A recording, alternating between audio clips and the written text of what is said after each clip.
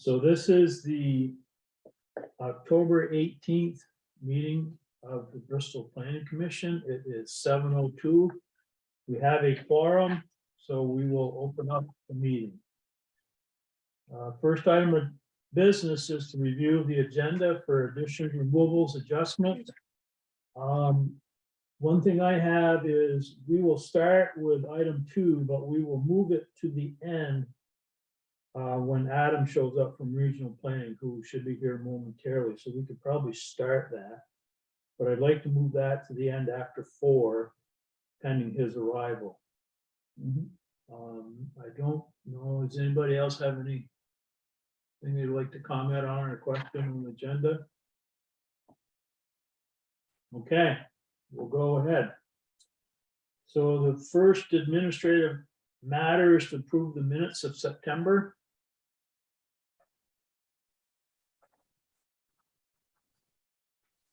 I can't participate in that since I was not in attendance.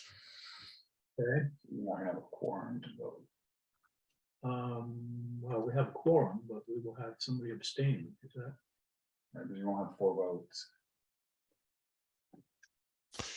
Hey, Chris, do we need to vote to approve minutes apart No, from yeah. changes? Technically, no. Okay.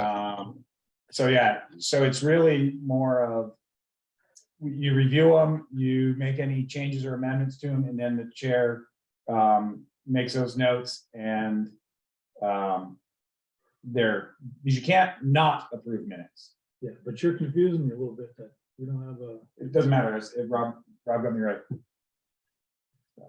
So, anybody like to make a motion to approve the minutes? Motion that no changes to the minutes.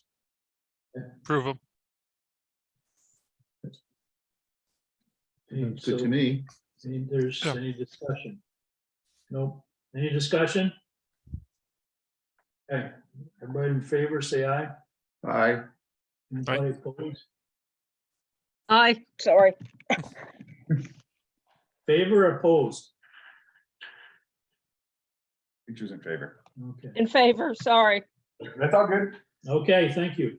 So that's taken care of. Minutes are approved as is. Next item is zoning administrators report.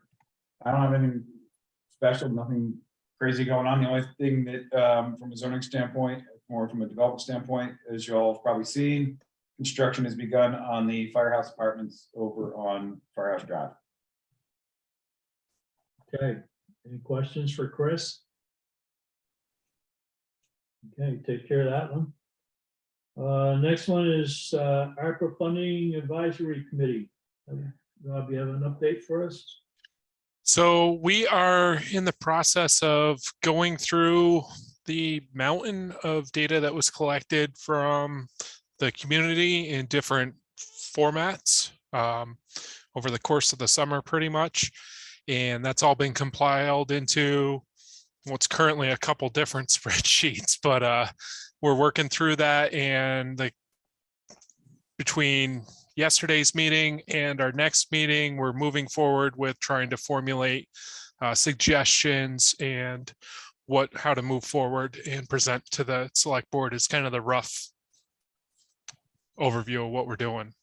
There is talk, one of the big things that keeps coming up is affordable housing, and just in that vague of a sense as a suggestion from the community. And so what we do with that has been a topic we've kind of thrown around as well. And that's one of the things that we've been talking about as well. And then, of course, with the zoning updates that we're working on, there's some crossover and correlation there as well that we were talking about last night. So. Yeah, and we were going to touch on that in a little bit too. Adam wanted to just a little more detail on what we had for data. So I've got some of that for you guys tonight as well. Okay, well, thank you. So the next activity is miscellaneous correspondence. I have had a distraction this past month-ish, so I haven't really sent out timely stuff to anybody. So there's certain things on this list that are come and gone. There is attached a brochure from the Addison Northwest Mount Abe merger study committee. I figured that would be pertinent as it relates to our town plan section regarding education and childcare for your use. There was some activity with regards to interest on status, I guess you could call it, with the bylaw modernization grant. I received a call from a reporter from 7 Days. I responded with, yeah, I can talk to you, and never heard back from them. They were preparing an article about bylaw changes and housing and all that kind of stuff, which there must have been others doing as well, because Jake Hemmering from Vermont Housing and Community put out an email shortly after that, days after that, asking for statuses. So I responded to that. My response, his inquiry and that response are in the packet. I also received a letter from the Grafton Planning Commission, sort of along the same lines. They're doing a character survey and want to know how we are doing ours with respect to our bylaw grant. One, sit down wherever you like. So I responded to that, and the response and his inquiry are in the packet. There was an announcement for the municipal planning grants, which we haven't really talked about. It's not really on our radar, I don't believe, but the Conservation Commission is interested in applying for it, and have expressed interest in applying for it, and regards to looking at wildlife corridors. Whether they're continuing with that, I haven't heard anything since that initial inquiry. There was an email from Katie Raycroft Meyer about an NPR piece on housing. It's like a 5-minute video, or the text is there as well. It's well worth taking a look at. I recommend you do that. The link's in there. Let me see what else is there. There's a couple activities that have come and gone. Oh, we had the town had received an inquiry about interns for this fall session, but by the time it got circulated, it was kind of past the time that you would be considering interns at the beginning of their school year, so I did not do anything with that. And that is miscellaneous correspondence. If anybody's got any questions or comments with any of that. I was just, when I was reading over the material, I think we don't need another grant because we have a grant ongoing. We've got plenty to But, do, yeah. you know, when I read, I haven't seen any material lately from the Pedestrian and Bicycle Advisory Committee. And I wondered if they might want to apply for a grant for a more thorough study of traffic patterns and ways to deal with making the town more bicycle and pedestrian friendly, which is one of our objectives. But they're taking it up now.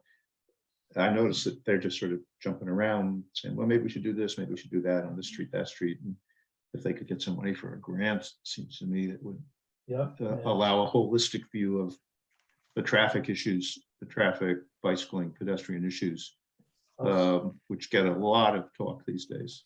I'll circle back and see if they got that announcement. I think it came to Valerie initially. Yeah. I think also I saw someplace also that VTrans has grants for traffic studies. Yes. I don't know if they're aware of that. Yeah, I'm not trying to do their job for them, but it would seem that that might be really helpful. Yeah, and I've seen those too, and I've passed them through because it didn't seem to pertain to us. But well, I didn't get any minutes from them for their last meeting.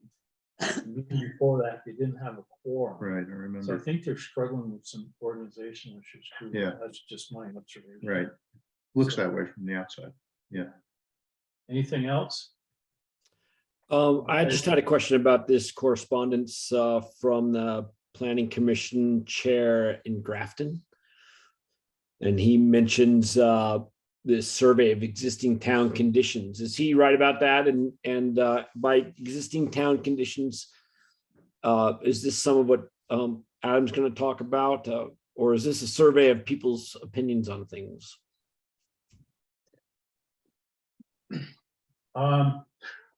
I'll give you my 2 cents, and then Adam can embellish on it.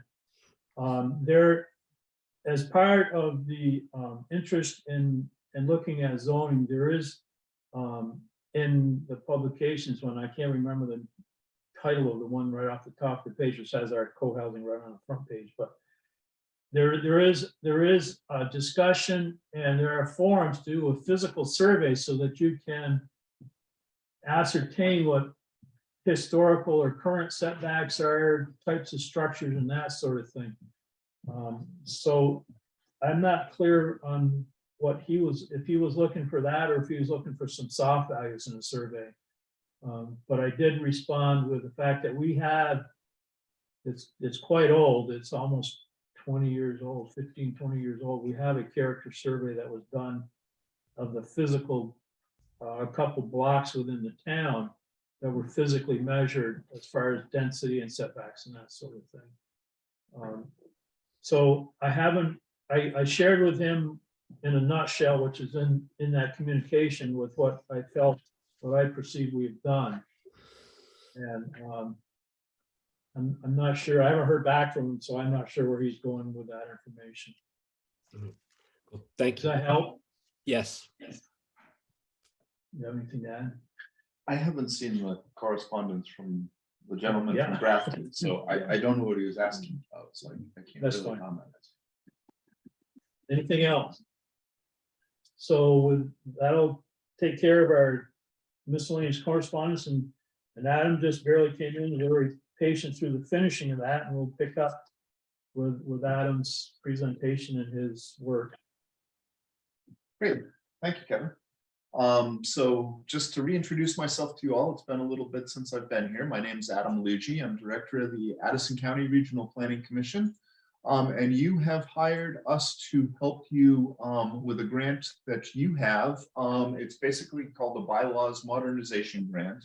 And it's the purpose of the Bylaw Modernization Grant is to improve opportunities for housing within basically your village planning area specifically. So if you think of the Bristol Town Plan, you've got 3 planning areas. A large one or a significant portion of it is right around the village of Bristol, and that's the area that this grant is focusing on. Do you want to map that up? I don't think so. I think everybody here knows generally where your village is. Okay. Thank you, though. Let's see, last September or early in September, I gave you one of what we have 3 presentations. It was on roles and responsibilities of basically planning commissions, development review boards, zoning administrators, select boards. Tonight, really quickly, I'm going to move you to the 3rd of those presentations that we do. The second one is on basically municipal planning. You've already done that. We're working on currently implementation of your plan, and that's what this presentation is on.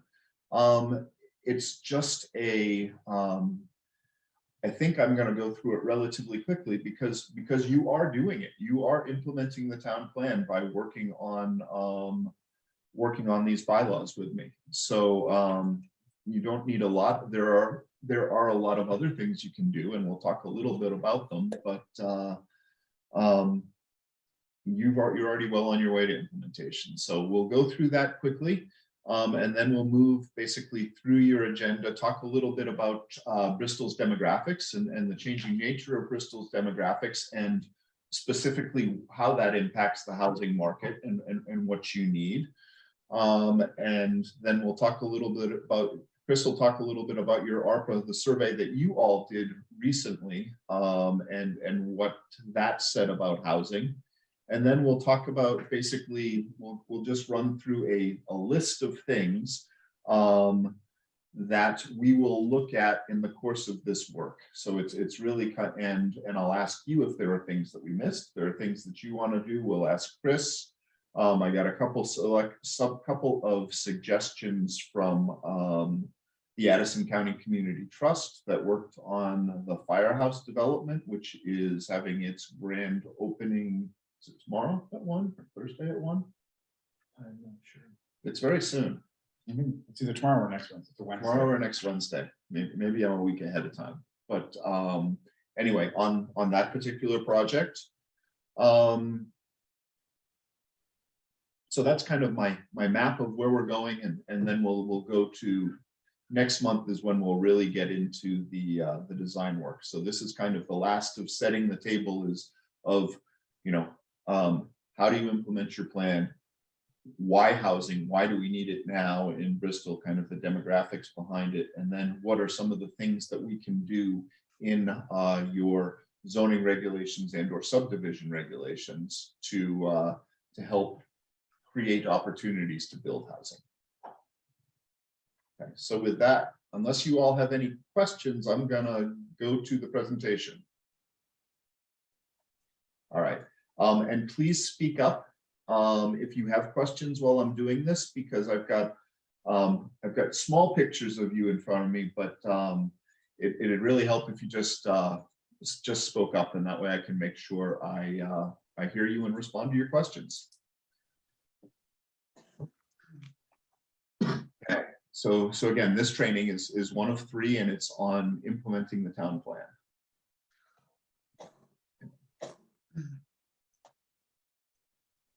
So this will be a little bit of a review for you. It's kind of the process. It's a community assessment. It's a survey. You develop your community vision. Your plan identifies your goals and objectives. You map out the future, identify priorities to be within your plan, and then once your plan is completed, we go to implementation. That's where we are now. Eventually, you go back and review your plan. We want to focus on implementation. In 2015, the legislature changed the planning cycle from a 5-year planning cycle to an 8-year planning cycle. And largely, the reason that they did that was so that towns, planning commissions, could spend more time here in implementation. They didn't feel like they had to go right from the plan to the zoning and then right back to the plan. The implementation can be a lot broader than just regulatory steps. So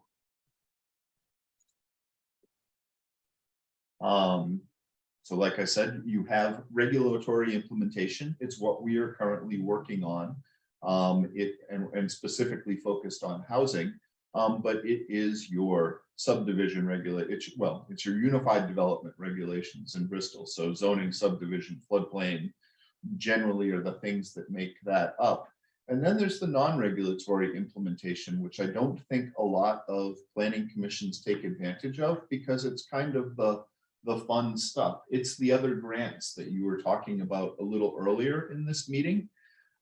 So yes, there are other groups in Bristol that can do it, but you also have the ability, and it depends a little bit on your select board, to basically do non-regulatory implementation of your plan. You've set your goals, you've set the goals, policies, priority actions for the town of Bristol in your plan. The 8-year cycle hopefully gives you the opportunity to work on regulatory implementation and non-regulatory implementation. And the non-regulatory can be other planning studies and the implementation of those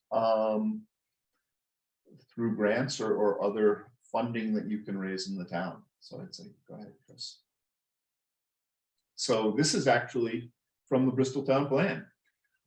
So if you look up at your population housing, conduct a housing study to identify housing needs in the Bristol community, and update zoning regulations to allow a variety of housing types to accommodate all segments of the community. So good for you. Here we are. But you've basically laid out an implementation chart. of the things that either you or the select board are going to do. So your other one there is basically economic development and looking at commercial and light industry that are compatible with the character of the town. And then an inventory of the significant historic structures. So basically, in your plan, you went through it, you went through the steps, you created implementation, and here we are working on them. So I want to give you all kudos for that. Adam, are you scrolling through those slides? Chris is. Are you not seeing them on your end? I'm not. Oh, I apologize. It's still the cover slide. Oh, good God, hang on, give me 2 seconds. Let's see if I can get that here. So this was the last slide he was talking about. Can you all see that now? And then we're on to this one now. My bad. Yep. We're up to date now. Okay, great. So again, regulatory implementation, what does that mean? Zoning and subdivision, flood hazard, and then local ordinances. So for example, your road policies, your driveway policies can have a big effect on what you can build. And actually in this process, one of the things we probably should look at are your town road policies. So a lot of towns still have road ordinances that go back to V-Trans's schematics from probably the 70s or so. And I think there are slides A76 and B71 or something about the width of roads and driveways and turning radiuses. And the roads in particular basically show that you're going to have 11-foot lanes and 4-foot shoulders and curbs and pretty big expensive roads to build that don't necessarily apply to or are necessary in the village of Bristol or even on the outskirts of Bristol. So the ordinances are an important piece, and we will take a look at those in addition to your zoning subdivision regulations. I would note that there's noise ordinances listed there, and I, for one, would like to have that be an explicit part of our conversation. And that might include truck and traffic noise, but also just ambient noise from neighbors.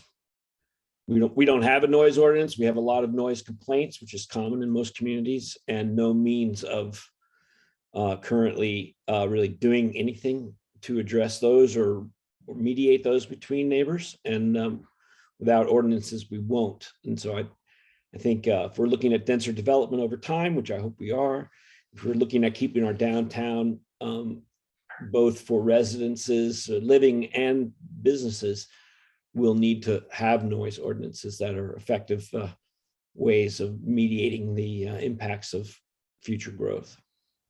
So I'd like to flag that one for specific discussion by the group in the future. Okay, great. It's a good point, John. I will tell you, noise ordinances are really hard.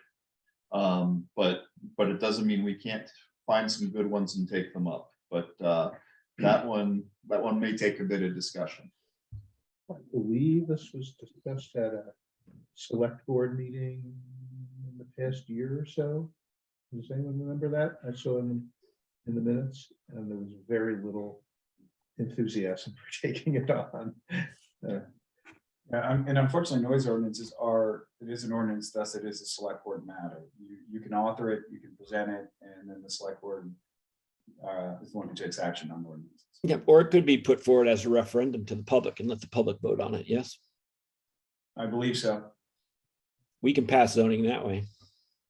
It's not a zoning issue. I want to be crystal. It's an ordinance. There's a very big difference in those two. Right.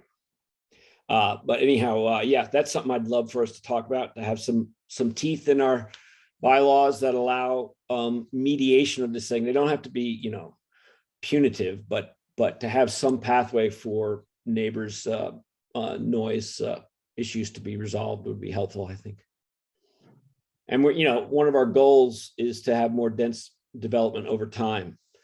That only happens when people can live close to each other, not impress their noise upon each other. Otherwise, people want to move to the country for peace and quiet. So John, I have flagged it and we will spend some time on it in this process. And Thanks. if you all can get to something you want to present to your select board.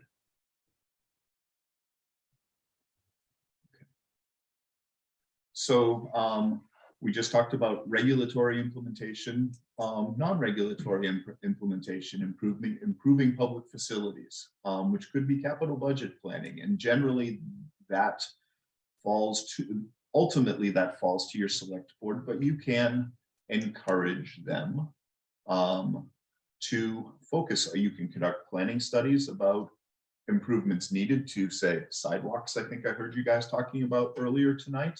Encourage them to put that in their process. You can hold public forums. You can help conservation commissions. You could create a housing commission if you felt that was something that would help move a housing issue forward in Bristol.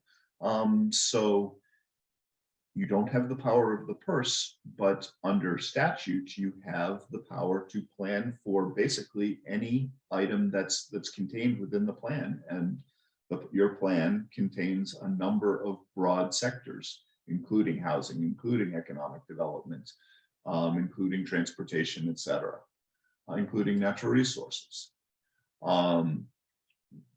So that gets to supplemental plans, more specific plans than the full plan.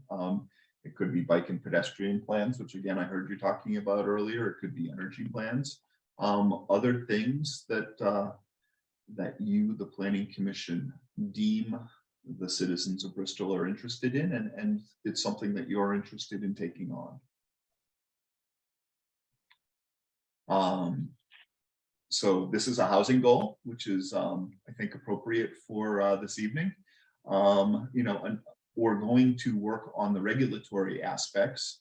A non-regulatory aspect would be forming a housing committee to really understand the needs of the community and to try and promote opportunities.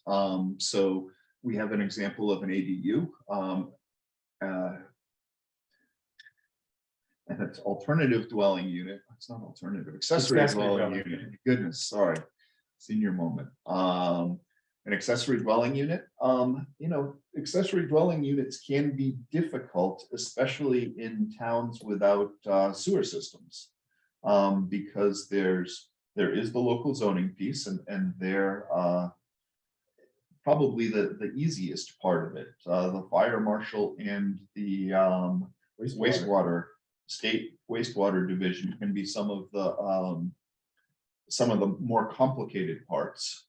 So a housing committee could help people understand kind of the financial ramifications of an accessory dwelling unit, and really can someone make a cash flow for themselves? Because I'd say, unless someone's really altruistic, nobody's going to take another family or unit into their home unless they think they're going to have a positive cash flow influence. And there are exceptions to that. There are family members and there are, exchange students, but ultimately I think the economics are what will drive most of it. And those can be daunting between, bank loans and contractors and leases for tenants and taking in tenants. So that's just an example of something a housing committee might help somebody with.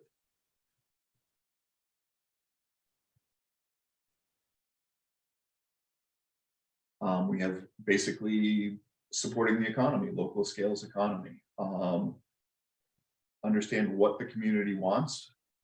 Tax incentives, you already have a downtown designation that entitles you to, you guys talked earlier about downtown transportation grants, which are available through the downtown program and are actually, there's a lot of money in that program this year, in particular, the downtown transportation program.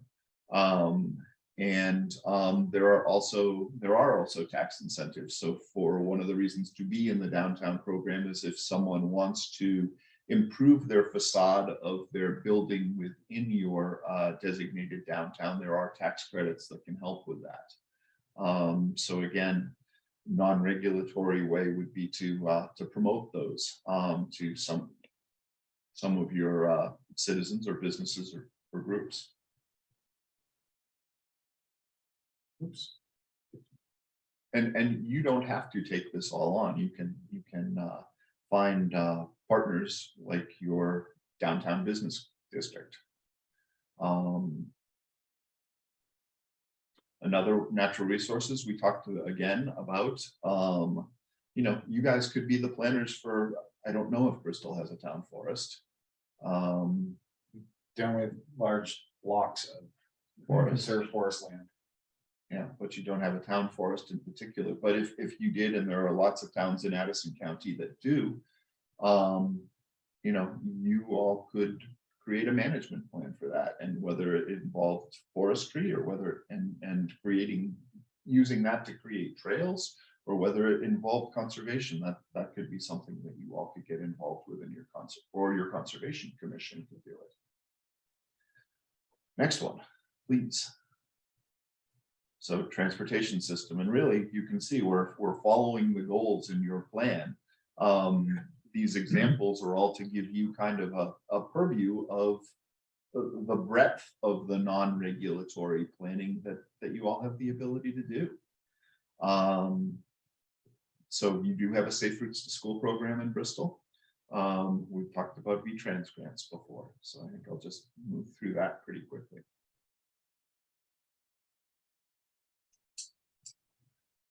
Capital budget program, again, this is something that is directly under your select board's purview. They control basically the purse, but they may not have time to do the planning, to basically create a capital budget, or if you think about the town forest or the rec committee or things of that nature. That could be a void that you chose to play, or a role that you chose to play, a void that you chose to fill. Next one, please. I have no more. You have no more. Okay, good. So like I say, we are in basically the implementation phase of your plan, and our goal here tonight is to work specifically on housing and implement the housing goals that we took from your plan earlier. So Kevin, I sent you a couple of notes. I sent you a couple of papers this afternoon. Yeah. You want those up as well? I would. I think Perfect. I did send it out to everybody on board here, and you probably should have a copy if you want to refer to it, or Chris is going to pull it up. If Chris would pull it up, that would be fabulous. The demographics first. And this is a very high level overview of demographics, and it's really just demographics that deal with housing, and I think that are important to basically the discussions that we're going to have from here on out. So I didn't want to so what I did was I looked at both the census, the 2020 census, and I looked at a market analysis for Stony Hill that had been done. ACCT was nice enough to allow me to use it. I have it here. They really don't want it going a lot further than you. So what I did was basically take the conclusions. It's probably a 70-page study or so, but I'm hoping that I hit kind of the highlights that are important to this conversation that we're going to have. So I'd start at the very beginning, the conclusions from the executive summary.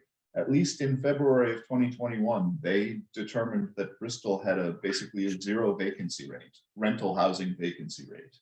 And that rental, it's about 25% of Bristol's housing supply is rentals. We can talk about it, but I think the rest of the demographic profile will show you that it's very possible it should be a significantly larger percentage of Bristol's housing offerings. Is that, excuse me, is that a high or low? By other I have no idea. I had no idea that this was the Bristol number. Yeah. How does that compare to, I don't know, Let's go to Middlebury, Waitsfield, or Anyplace else? Just So I'm roughly, gonna tell you, it's roughly a little lower than the county average. So I think the Okay. county average is about 27. And Bristol's at 25, so it's comparable, yeah, but a little lower. okay.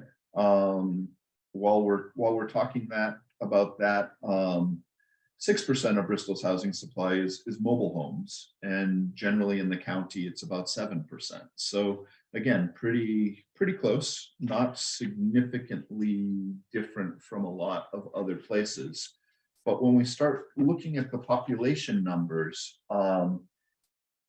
again, that's what suggests to me anyway, that perhaps there is significantly higher rental demand. So just back to the conclusions from the executive summary. With a 0% rate vacancy rate, there is going to be high demand. There are going to be people looking for housing. Small household sizes is the other real takeaway. And you can see down below, I have households and average household size. So in 2010, this is the market area. This isn't Bristol. I didn't get households for Bristol specifically. The market area is basically within a 15-mile drive shed of Bristol. You can see the households are going up and projected to go up. It's largely driven by the household size going down. So if you look at Bristol's population above 2000, it was, and these are census numbers, 3788, 2010, 3894, 2020, 3842. It's actually down a little bit in the town of Bristol. Not significantly, but the studies takeaway, the market studies takeaway was the recent stabilization of the town's population is clearly related to both an aging population, declining household size, and a lack of new housing developed in recent years. And I think they also did have housing starts. I didn't put it on here, but from 2015 to about 2020, you had very few housing starts, like 3, 4, 5 a year. And Chris can probably speak to that. That's changed dramatically in the last 3 years. Yep. To about 15 a year. Okay. Great. So significant growth in the elderly population, but also in 35 to 45. And those are two very different demographics. Your elderly population, and I thought I'd put that 62% of, well, 62% of the households in Bristol are 1 or 2 people. 35% of the heads of households are over 62 years of age. So, and that number with the baby boom is just going to go up for the next at least 5 years or so, getting over the age of 62. So I want you to think about those numbers again. 62% of households in Bristol are 1 to 2 people. 35% of heads of household are over 62 years old. So you can see the declining household size. You know, basically from the demographics that the baby boomers are aging, and so the average age of Bristol is projected to continue to age. It's not necessarily, you know, a 3-bedroom house that's going to be the best answer to the current market. The current market is going to be made up of much more, or has much more of a need for 1 or 2 bedrooms. So I have a Just question. as an assertion, as a landlord, I can tell you in 2020 and 2021, if I had had 10 new good largish 1-bedroom apartments every 6 months of those 2 years, I would rent them all with no trouble whatsoever in Bristol. That's changed in 2022, but it's softened up. But it was crazy those couple of years, and there's nothing for people in that department, or very little. So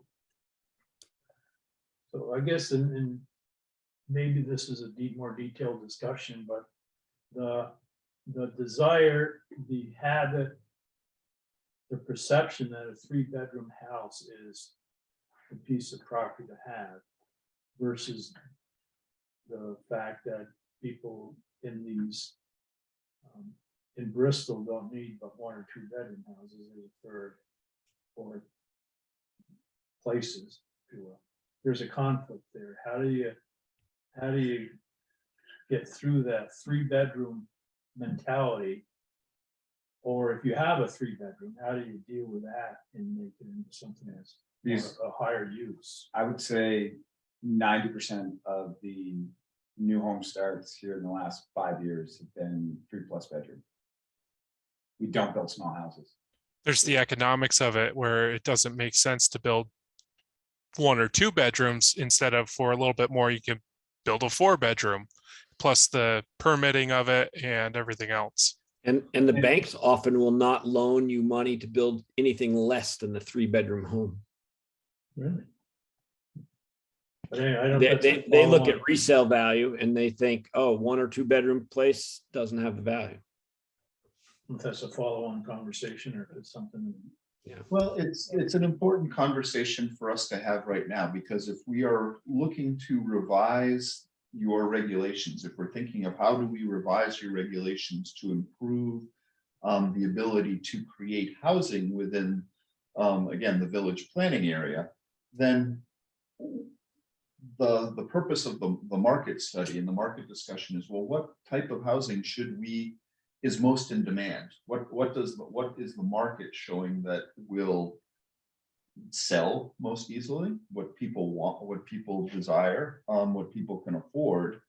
And I guess I would suggest to you that that's probably the type of housing that you should consider enabling. So I work with the developers all the time, and in multiple communities, and I refer to them as starter under house. So the 1-2 bedroom between 800 and 1,200 square foot homes, ranch, single story.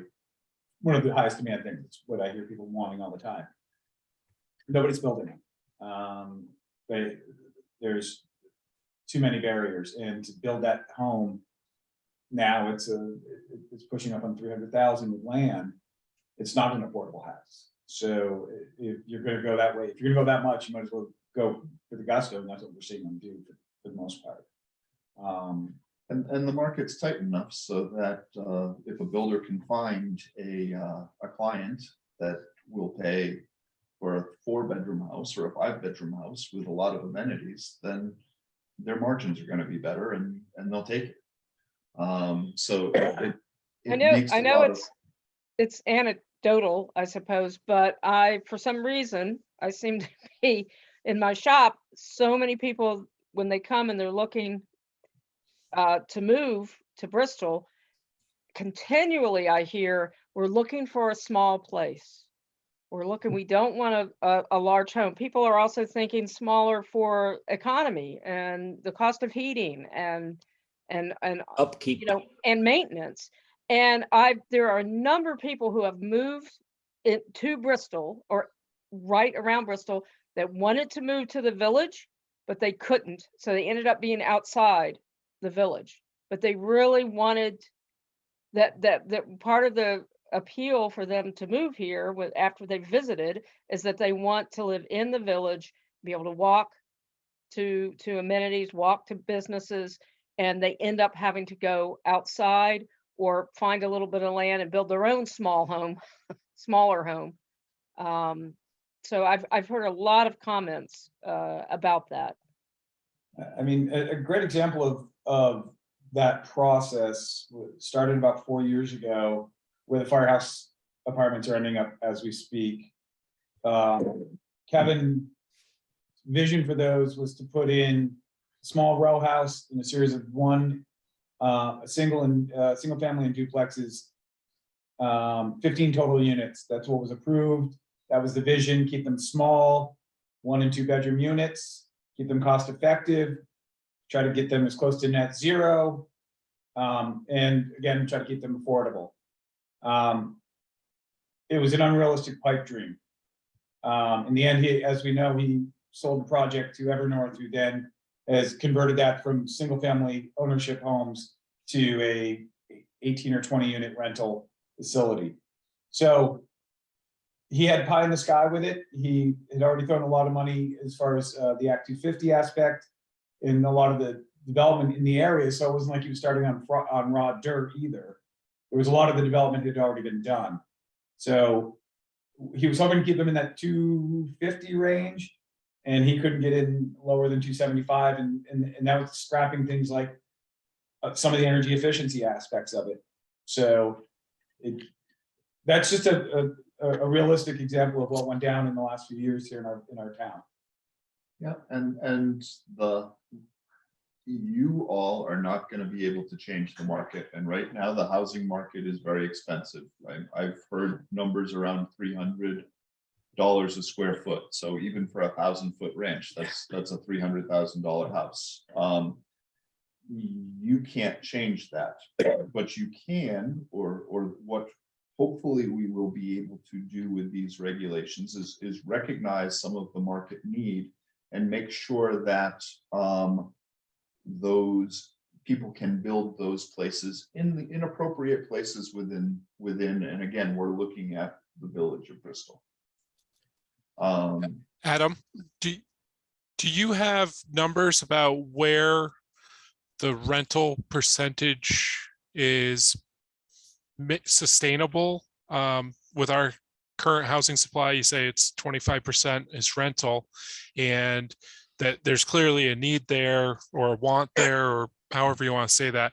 Is there a number that's any information that they know once it hits this percentage of the housing stock is rental, that, you know, communities start to change or decline, or you see a outflow or anything like that? Just That's a really good question, Robin. I do not have anything like that. So I don't know per se if there's a formula as to what percentage of housing in any given community should be rental. But let me see if I can give you a better answer, because I don't know it now. I think also turnover of those rentals would play a factor. I mean, we moved here from Virginia in a military town, military area, and the rentals just over and over, 6 months, a year, they're always turning over. And it seems like we have a lot of people, especially kind of in the downtown area, that are renting, that have been there for years. And they're not, if the percentage goes up, but they're people that are invested in the town and they live there for years, then I think that's different than if it's a higher percentage of rentals, but they're being turned over constantly. That matches my experience. I've had downtown renters some 10, 13, 14 years because they like being downtown and whatever attributes they like about being downtown. It works for them and they stay. To me, I think it seems like there's a bit of a block in the market too, because older folks who may be living alone in a house where they raised a family earlier, maybe living alone or with their spouse late in life, have nowhere to go to stay in the community. So they stay in the big house when that house could maybe be repurposed to a young family or something. And we've seen that over the last half dozen years, where a lot of village houses have turned over to young families whose parents of the kids were acting like chauffeurs all the time to get the kids to social and school activities and that sort of thing. They decided they'd rather live in town. But I still think there's probably a lot of larger, older homes that could be better purposed to family life if there were a place for people to go in the community. So I don't know, we could perhaps consider what, if anything, we could do to encourage that sort of development. Starter and finisher homes really is what I think about, and maybe free up some of the more family-sized existing units. I don't know. So that's a great thought, and I guess I'm gonna stay on just the demographics for just about 2 more minutes, and then we'll move over to kind of our list of things that you, the Planning Commission, have control over, and that we will take a look at as part of this process. So really, I talked about a rental household, 72% had 1 to 2 people, 96% had 3 people or less. So, again, it's only the rental market, but it's a significant number, and I think it's largely driven by the seniors that you all just talked about. No, No, I mean, our largest rental blocks, there's a chunk downtown, but we also have, on Lover's Lane, we have a large apartment complex. There's a handful of Daniel's Four Corners.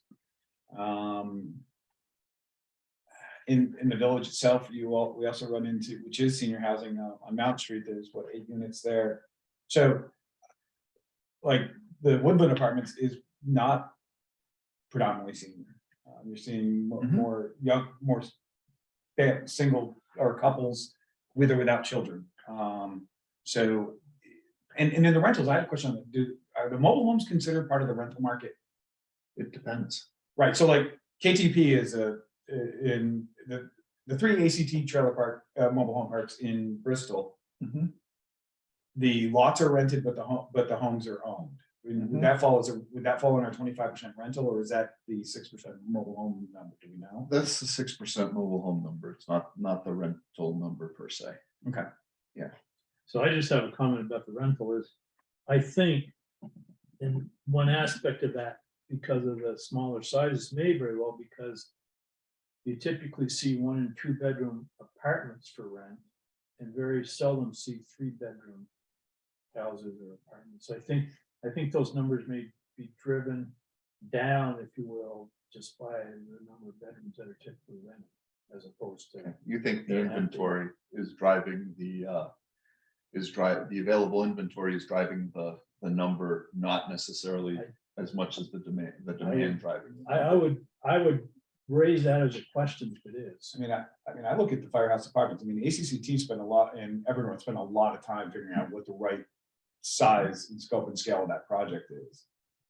Most of those are 1 bedroom apartments. There's a few 2 bedrooms and 1 or 2 3 bedrooms, but it's predominantly 1 bedroom units they're renting. So they see that as the huge need. These numbers sugar that out as well.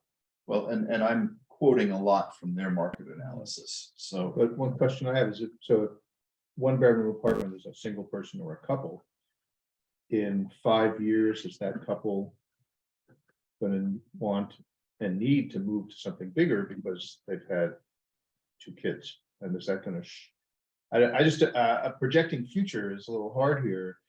You can see maybe really the baby boom is past. births are down since 2008. So, Well, we're experiencing a situation right now personally where our renters were a couple. Now they have a little bambino and they're moving to get closer to family out of state. So well, so that yeah, once you start a family, a 1 or 2 bedroom apartment may not necessarily be attractive. so I'm just wondering where that's hard to predict, but if they're young couples, presumably, I'm guessing a lot of them will be having kids and then they'll be looking for something bigger. That was my wife and I. I mean, we had a small condo, bought a house because we needed the bedroom space. Well, and it's a normal progression, right? Younger people tend to be renters and older people tend to be renters. And that's kind of your demographic. I would say, Chris talked a little bit about the makeup that they chose, that Firehouse Apartments chose, and they expected to be fully leased in 2 to 3 months. So basically they expected, their market study said, we're going to sell out basically immediately, and that there is a demand here. So the other piece with that too, that is part of those apartments, they are income sensitive apartments as well. So that it's a very specific demographic they're aiming at as well. Mhm. So it's low income housing, it's subsidized housing, so. It's not everyone's gonna qualify to go to rent though, so it's adding some housing to our market, but it may not be addressing the double income, no kid couple that's looking for an apartment to rent in the village. So before we move on, is this pretty much your presentation? I would like to just go around table for comments before we go to your next. Yeah, yes, please. So let's just go around table a minute here, and if there's any closing comments or concerns or questions. And start with John, you. Yeah, I would just say this is really, these numbers, like these demographic numbers are really interesting to me. And being a landlord, being in the business, I can see the stresses and the strains and the demands, and they ebb and flow. You know, I mean, if you had talked to me 20 years ago, I would have told you that the bloom is off residential and it's on commercial. And that changed, you know, a couple of times in the last 20 years. It's sort of a cycle. But I think the emphasis is on residential for the time being, for the foreseeable future. All of this, though, suggests to me that, you know, when we created the village planning area and really reserved that for house expansion of the village fabric, so that we can, you know, have housing in particular close to the main street. You know, to me, when you go through this, Adam, it suggests to me that we should be very protective of that village planning area and its intended purpose from the start, which was to really encourage, you know, to retain the closest and best places for housing to happen.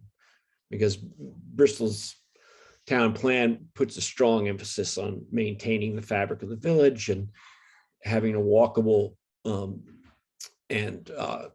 you know, a good viable downtown that's walkable from lots of places in the village or close to it. And you know, that's why we put a circle around the village planning area and created something called the village planning area, and why it got 2/3, you know, 66% support from the town in the town plan that they approved the first time it was considered, because people like what Bristol is.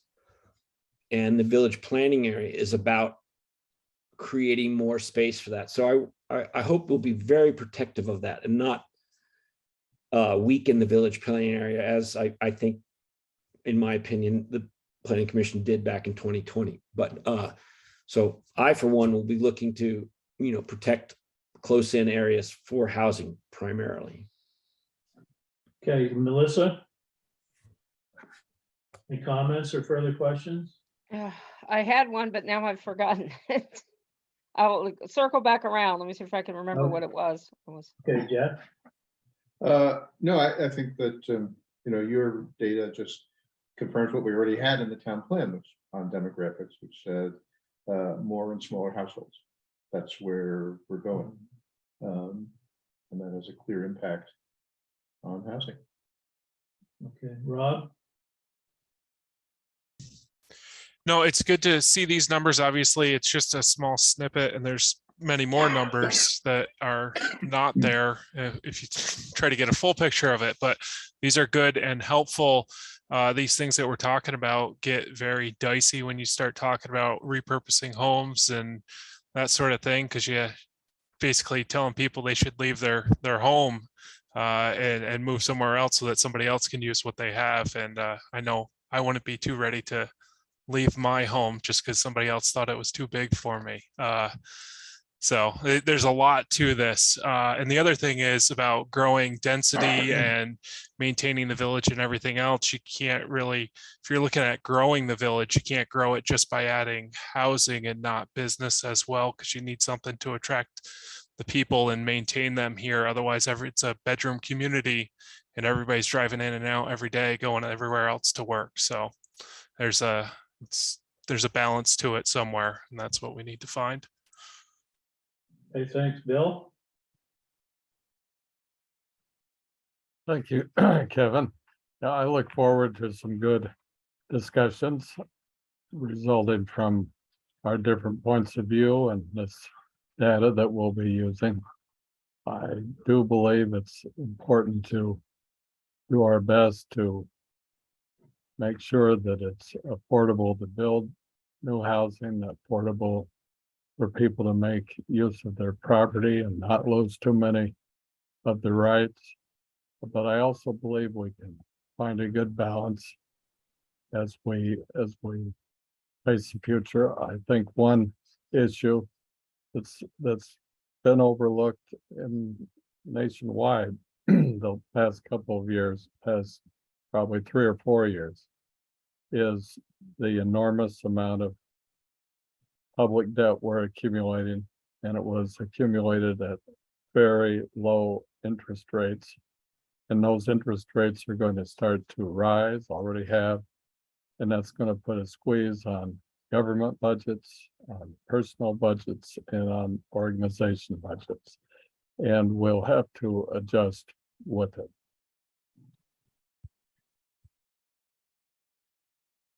Okay, so on to the next topic, I guess. Very good way to say it. Great, yes.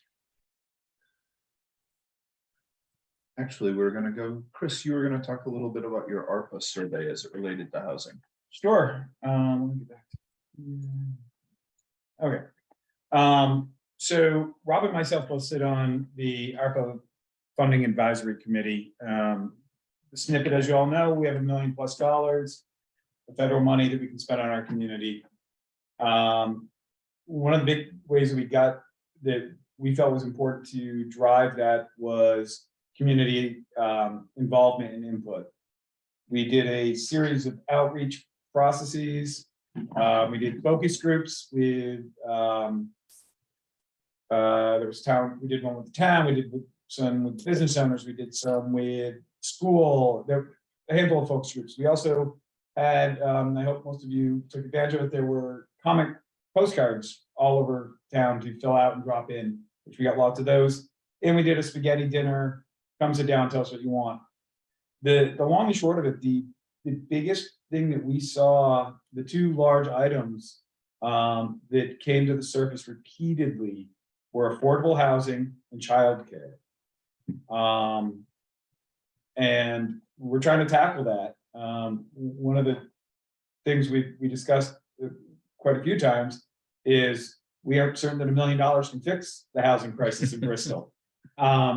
But we also discussed what could we use parts of it to figure out a way to start chipping away at the problem. So in the housing demographic piece, I would say over half of the responses responded as far as affordable housing.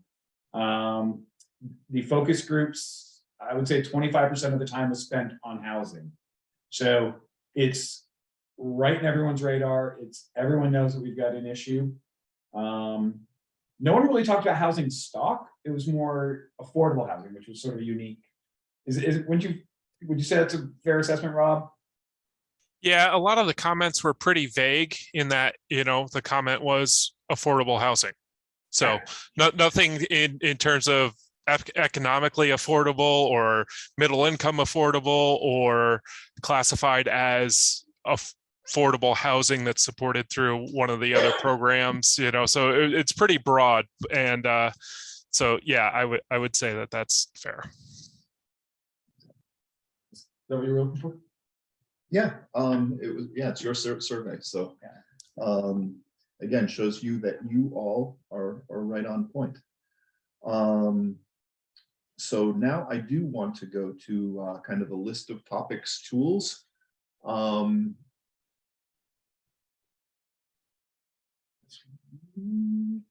Preliminary list, yes.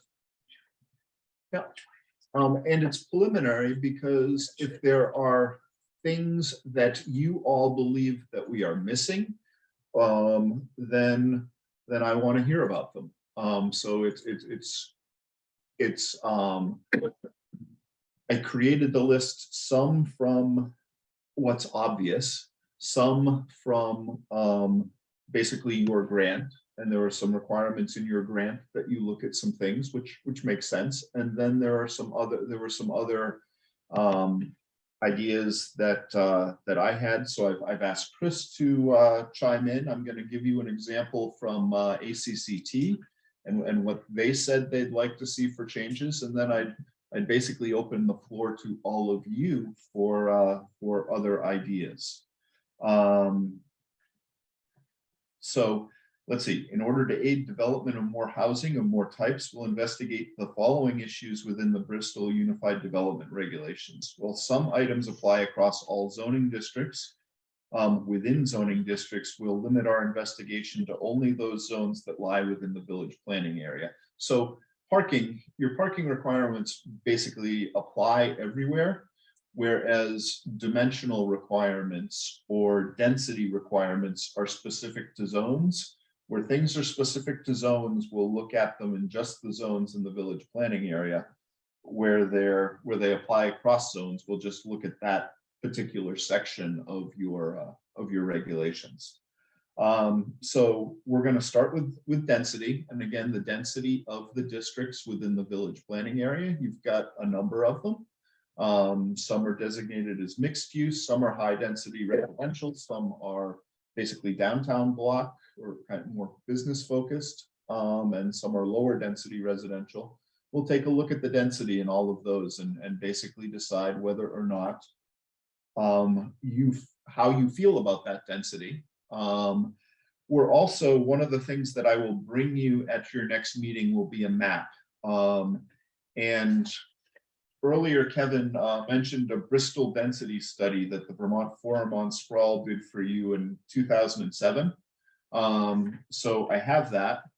We'll put it on a big map of basically your parcels and show that a little bit. So show what the existing density of the existing village was as of 2007. So as of 15 years ago. Maybe how that's evolved a little bit. We'll try and highlight some of the things that have changed. I think you'll find Bristol Village has not changed, at least in the core, that significantly. You've had a couple of projects that I can think of, but by and large, a lot of your streets are still, the housing density anyway, is still pretty similar to what it's historically been. I think if I could interject, I think we've talked about that plan in the from an aspect of change in uses as opposed to physical changes too, which over that last 15 years, things have come and gone as to some unique uses within those areas. Yep. So we're going to focus largely on housing. But you're right, the next so density is one of the things that we will look at first. And with density, we will look at kind of dimensional standards. Do the dimensional standards in your current zoning match kind of the fabric of the different neighborhoods and the different zoning districts? Does everybody understand what I mean by that? Okay, good. Because if they don't, we would like to reduce nonconformities, basically make Chris's job easier so that people can do things with their properties, so that their properties are matched to kind of the historical structure that's been there. Next, we're going to move on to uses, which is what you just brought up, Kevin. So allowable housing types. What types of uses are appropriate, and specifically housing uses are appropriate in what districts?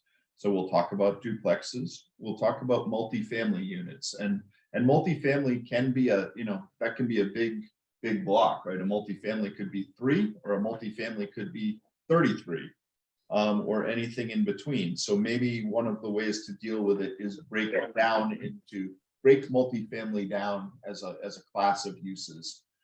Here, just as an example, I use less than 6, greater than 6. That's something that you all will, if you want to go that way, that's something that you all will decide.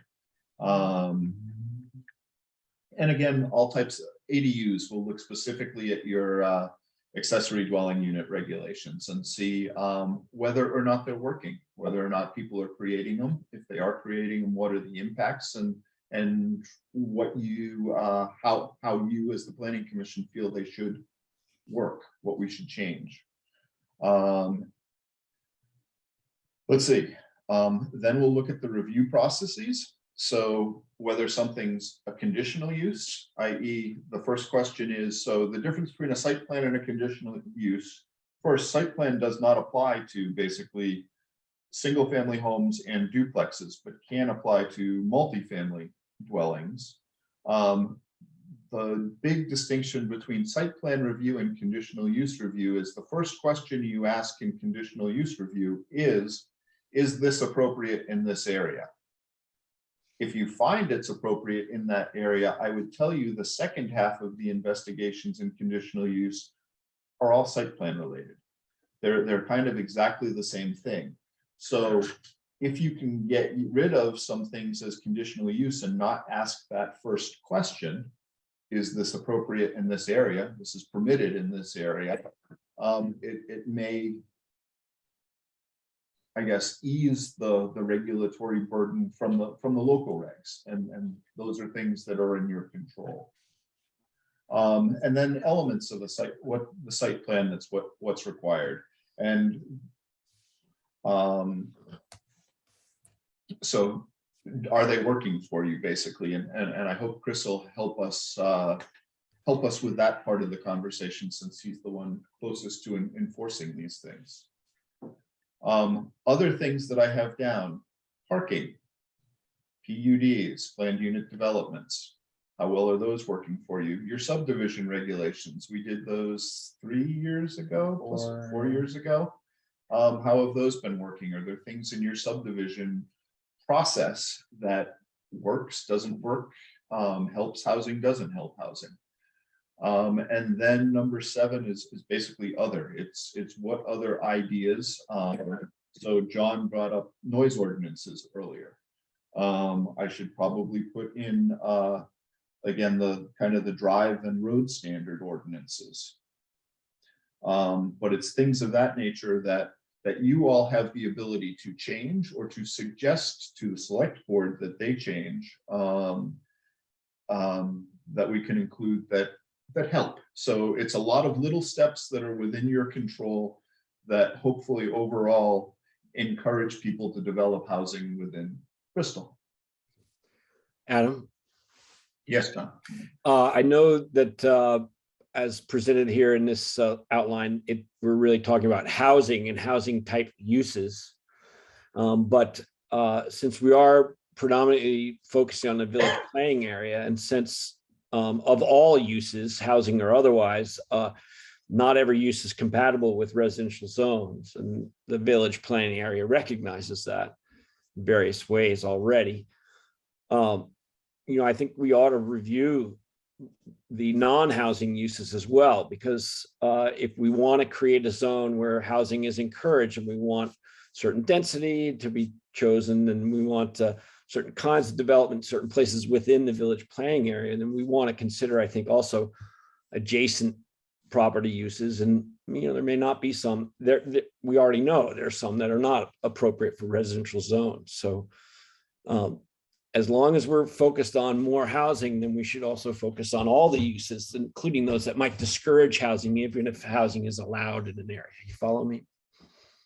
I absolutely understand what you're saying. I think that's a decision for all of you to make. It's a little bit of scope creep for me.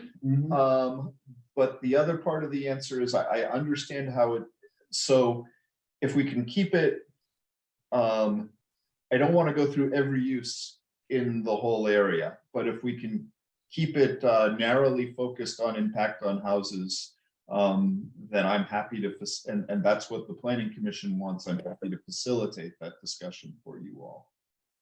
It might be a quick review. We might find, oh, there's nothing there that is incompatible with housing, but it's worth looking at.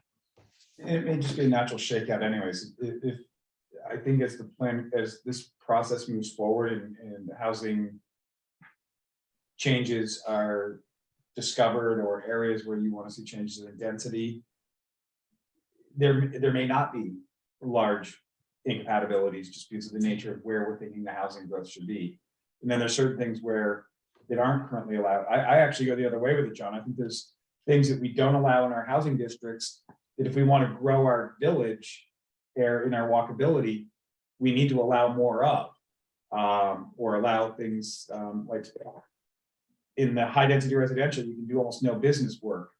But that's what we want to see. And as the village grows, it'd be nice to have a market on both ends of the town. So you could walk to either store, but we can't do that right now. Our zoning doesn't allow it. So I think there's current uses that may be incompatible, and there's current non-uses that should be allowed. If that makes sense. If I could interject, that comment might be a little bit backdated or a fear from the past of compatibility. And I think we really need to be careful with that as we go through this process. So I guess, Adam, should we just kind of roll around again and see everybody a chance, or do you have more comments? Or more, to present? I'm sorry, So really, that's the list that I wanted to present to you, and the ideas of basically where we're going. So, the last two meetings, we've kind of set the stage as to our authority and roles and responsibility, and basically implementation steps and where we're going. And we've talked about the demographics and the need, and we've talked about the things that kind of the list of things that we can focus on, that you, the planning commission, can control to look at housing. And so now I'm moving forward, we'll actually really start the work of making changes and implementing it. With that, I'm happy to hear basically other ideas of places that we need to focus to improve your regulations for housing. Okay, Jeff, you want to kick it off? Sure, a couple of comments. One, we've just said generally, I think it's just because it's shorter to say we want to figure out how to get more housing, but it's a little more detailed than that. We want more flexible and affordable housing. It's not just more housing. We know that. Second, I am interested in how, especially in how roads and parking affects housing here, because Bristol seems unique to me in that basically we don't have on-street parking in the village area. There's one or two, like in front of the library, there's 2 spots, but basically you can't park on the street. It's illegal. Can't impede traffic, which means parking in the street. And come winter, it's even more complicated. And pardon me, and yeah, in winter it's even more complicated. So I think there's a connection there. If we're going to get more housing, how does parking come into that? The other thing is, and this is related then to just the changing nature of things. It's not just housing that's changing, but like commercial uses are changing, right? So right now, the stationery store in Middlebury is closing, and the stationery store in Bristol is closing, and no one wants to run a stationery store. And I actually talked to a business owner and said, "Are you crazy? No one would do that today." So something else is going to happen there, but it's the character of the town. The commercial character is changing and will change more. That's just a comment, but it strikes me that impacts the whole character. And it's very hard to predict what's going to happen here. Yeah, it's very interesting on that. Like with like the history of Bristol, there's a section on like what Main Street has been, all the different stores.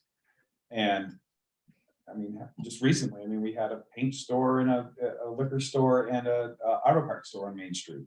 And a shoe and clothing store. Yeah, in the last 15 years. So now we don't see those. And so I agree, the evolution is important to try to keep an eye on as well. Rob, do you have any thoughts? No, I don't have anything else this time.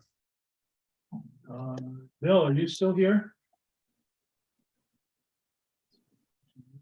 Some people think so. Yes, Well, you're off I apologize, you're off our screen somehow. okay. I think so, Bill. well, thank you. No, I have nothing to add at this point. Thank you for asking, Kevin. Okay, and then John, you've No, I think I've had my given- say. Thanks. I just Okay. wanted to flag those few things earlier that I mentioned, and I won't repeat them here, but I think this will be a great process.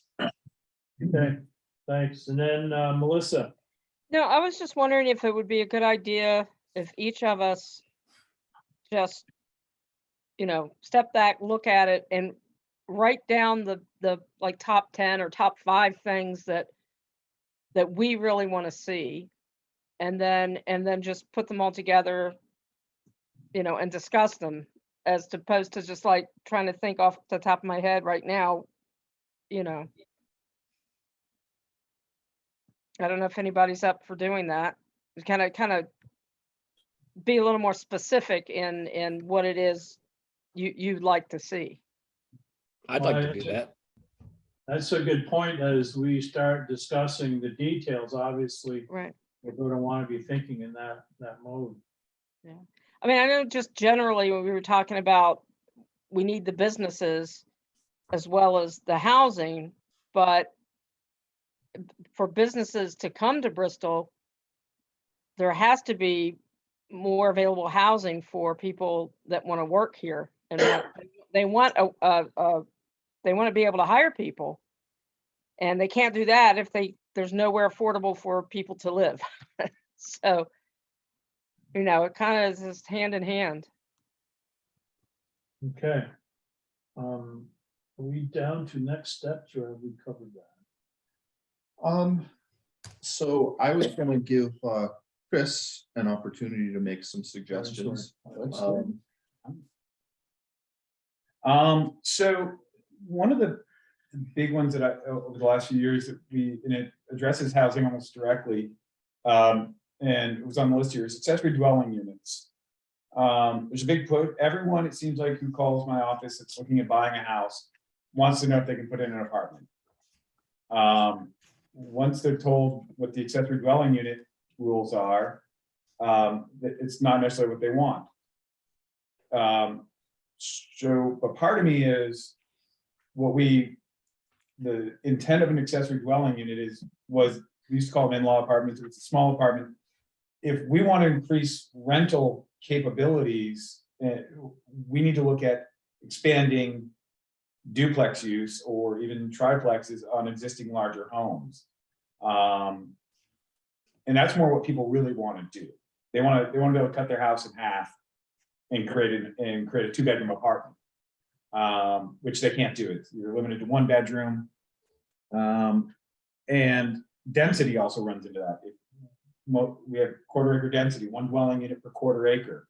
A duplex is 2 dwelling units, so you need a 1/2 acre to build a duplex. Those are things I see on if not weekly, every other week, somebody is asking about how can I create another rental piece or another living space in my property. That's probably the number one thing. The other one that has come up a few times is the discussion on multifamily houses. The concept of condos versus rental units, and how do you promote one versus the other? They're very different beasts. I was just talking with the builder the other day that they would love to build some quadplex, like condo type units, but the acreage required doesn't allow for it. They'd have to get such a large parcel of land to do such a thing.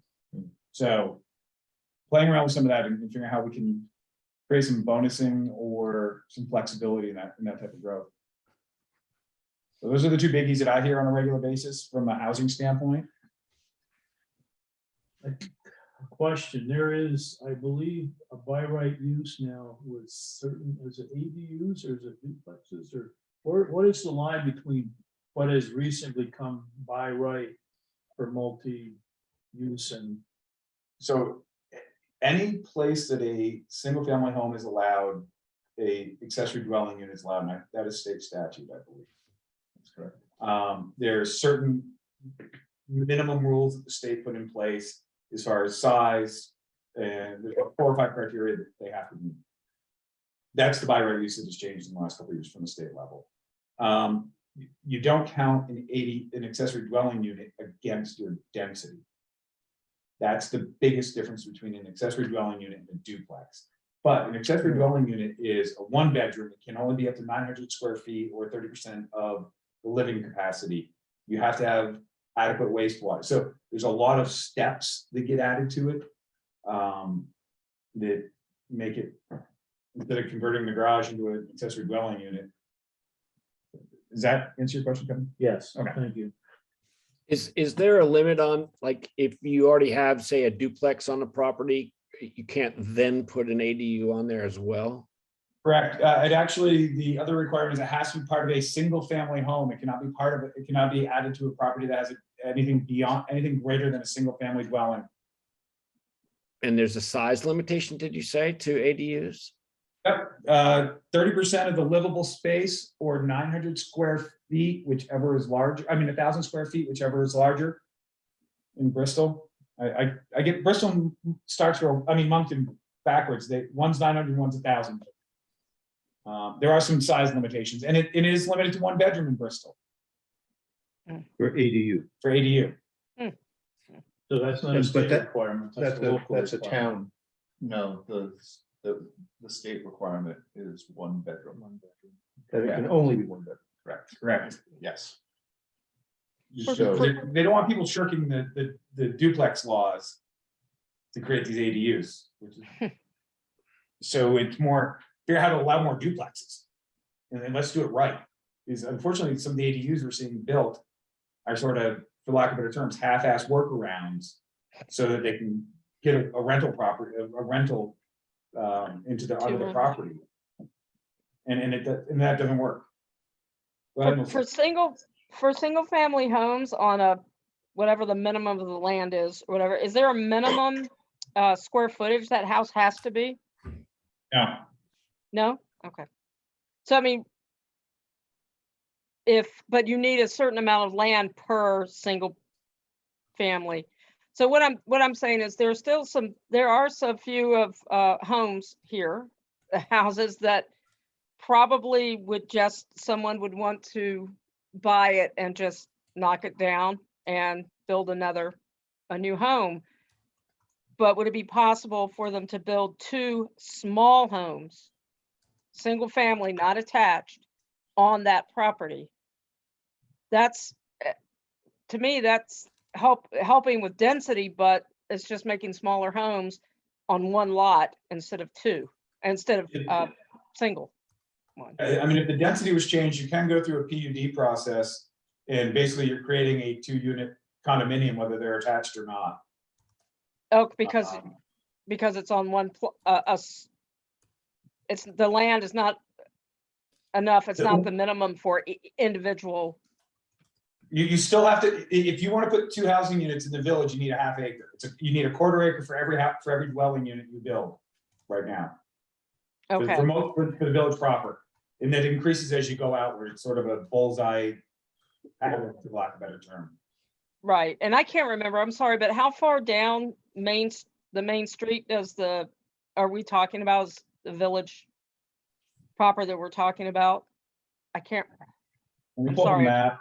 No, that's all good. Give me 2 seconds. Let me just pull up a map for you. I think. Maybe. So There it this conversation reflects really where we're going to be going over the next several months.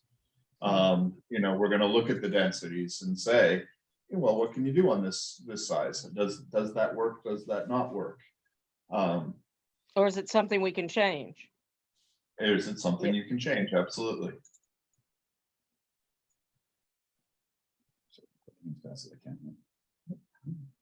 Does it go past Basin? The village planning area, so there's 2, and that's why I'm pulling up this map here for you. Yeah. There's 2 things to make sure that we keep in mind here. So here's the map. You all can see the map? Yeah. Okay. Can't really see where it ends.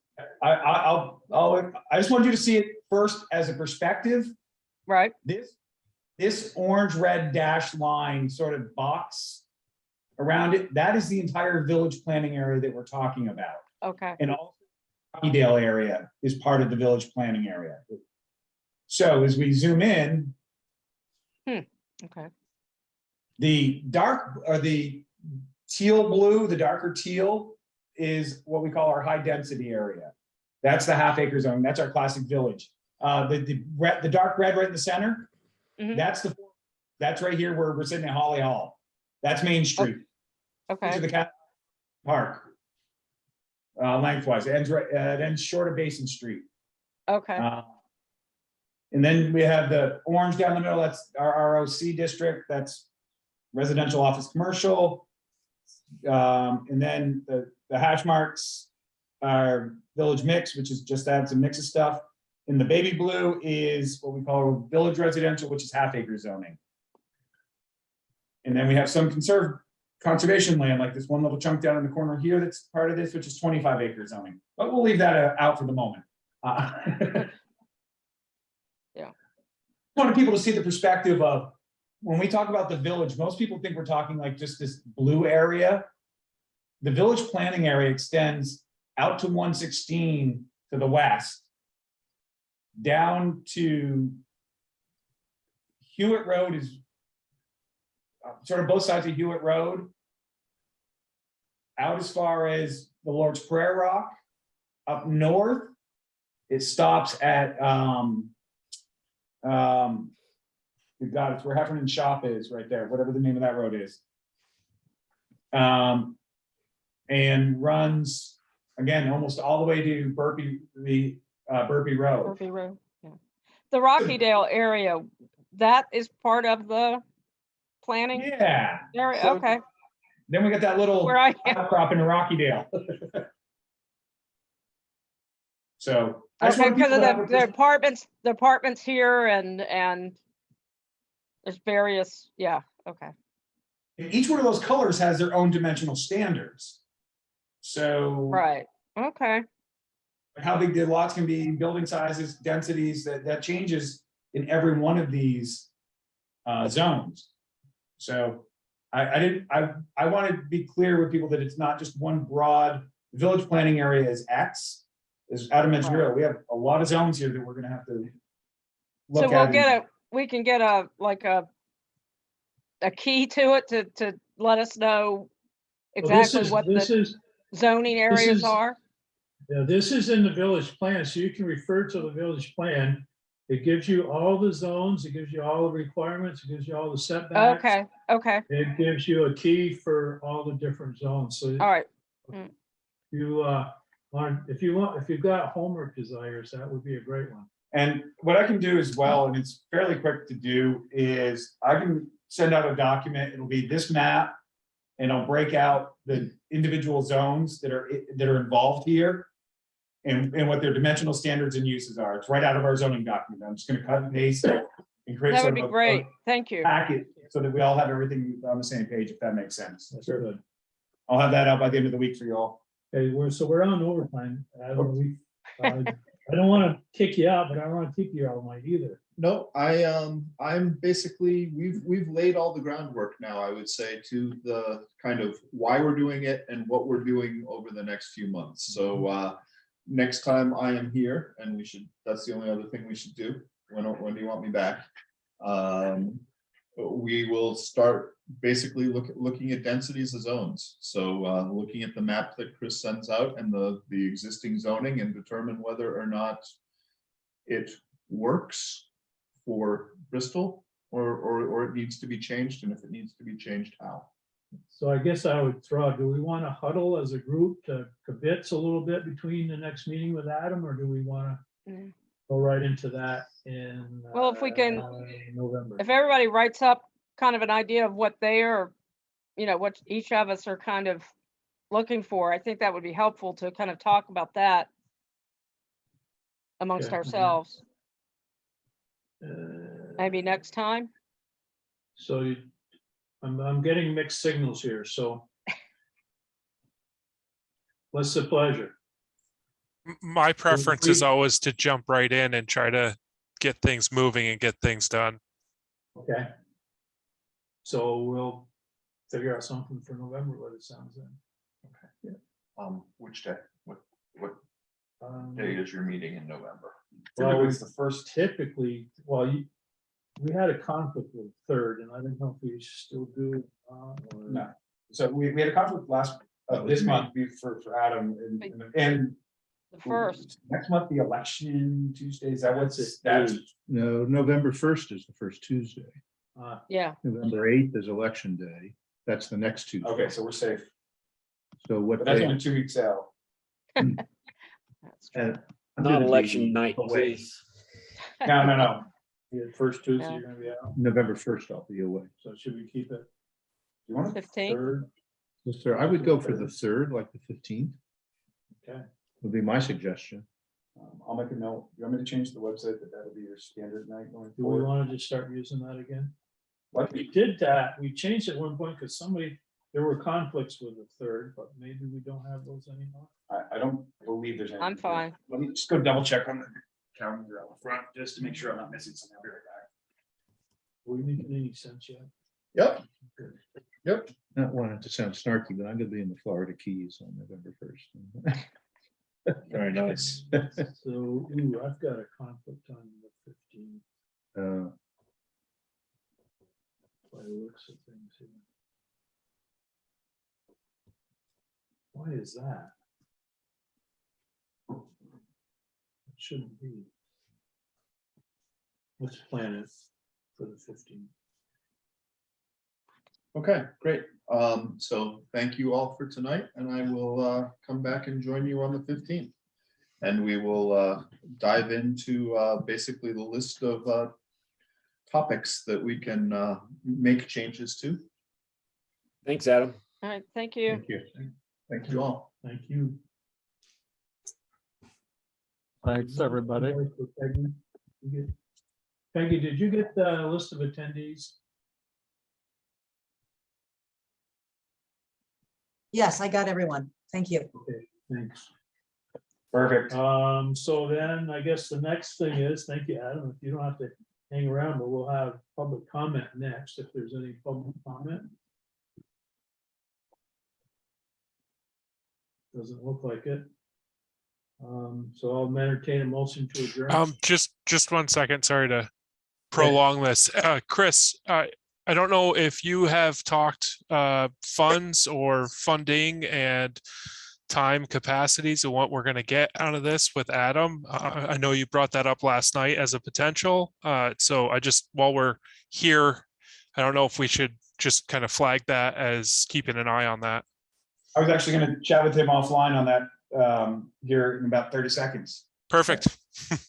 Yeah, we have a contract, and I intend to live up to our contract. I'll explain more. what he's- Yeah. None of This motion is to more adjourn about then.